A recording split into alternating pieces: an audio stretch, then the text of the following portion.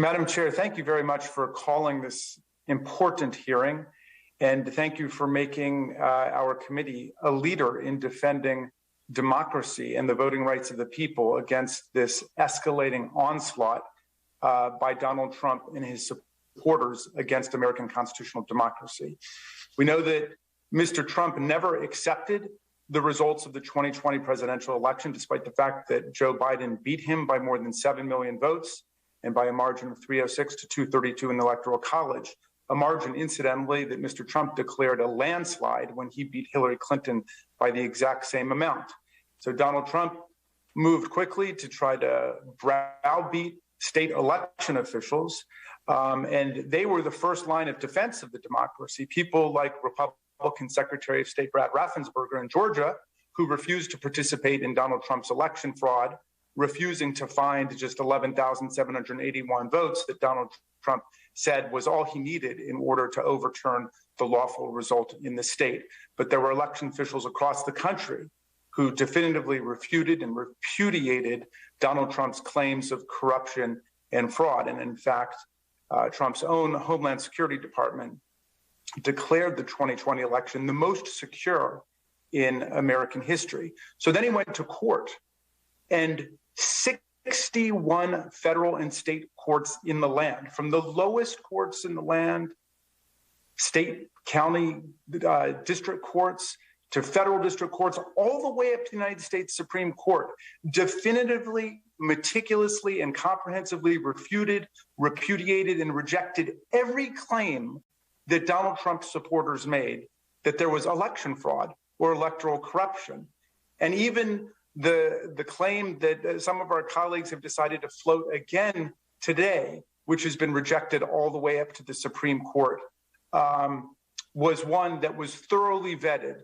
The idea that when state election administrators or state Supreme Courts under state constitutions or under state legislative command act in the electoral process, that's somehow unconstitutional.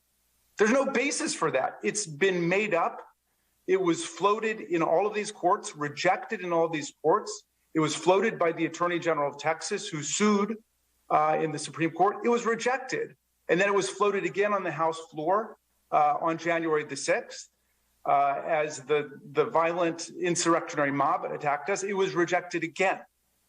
And yet the big lie lives now in these phony audits around the country. It was amazing and yet telling for me to hear the gentleman from Arizona. Essentially, I think he's trying to elide the fact that this audit rejected the claim that Donald Trump won in Arizona. I never really understood members from Arizona challenging the result by which they themselves were elected in the exact same election where they were elected. And yet still, I believe, and perhaps Mr. Biggs can correct me if I'm wrong, I hear him not even to be accepting the results of this audit, which say that Joe Biden got more votes than were lawfully reported by the state. And so, will the gentleman yield? You've called me out and asked if I would respond. I'm happy to respond. Yes, but by all means, do you accept this audit which showed that Joe Biden won, and indeed by more votes than? That is not what the audit concluded, Mr. Raskin. You know better than that. Have you read the whole audit, or you cherry-picked the line which talks about the recount versus the tabulation machines? That we would have expected to be very similar, and it was. And so anything that might have inured to President Biden's effect? Who won the election is my question, Mr. Biggs. I'm happy to yield to you for that. Who won the election in Arizona? Donald Trump? We don't know, because as the audit, it demonstrates very clearly, Mr. Raskin, there are a lot of issues with this election that took place. We're going to go through those today, but you can continue, speaking of the big lie, you can continue to perpetuate it as long as you want, but we're going to find out. Madam Chair, there's the problem that we have. Donald Trump refused to accept the results, and unfortunately, we have one of the world's great political parties, which has followed him off of the ledge of this electoral lunacy. And it's dangerous for democracy, so I'm glad we're having this hearing today, and I yield back to you, Madam Chair.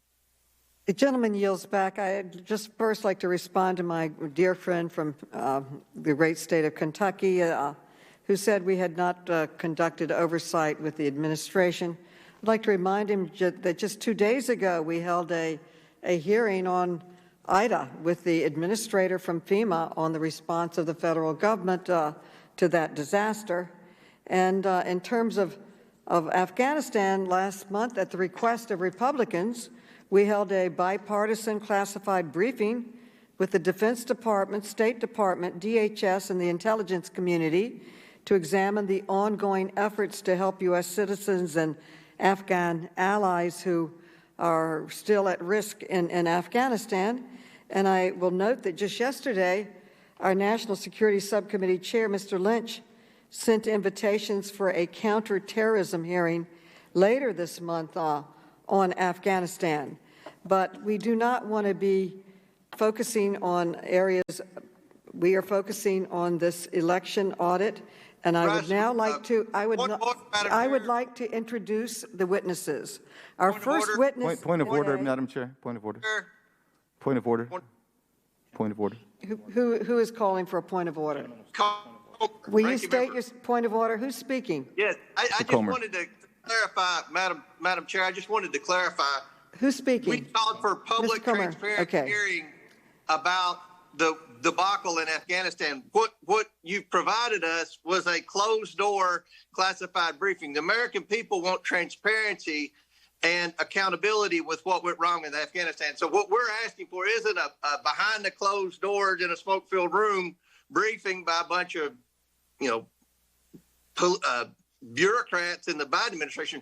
We want a transparent hearing so the American people can see exactly what went wrong. So that's my point of order. I yield back. One is scheduled, and again, I repeat, I held that classified briefing at the request of Republicans who asked for it. But right now, let's return to the subject before us today. I would like to introduce our witnesses.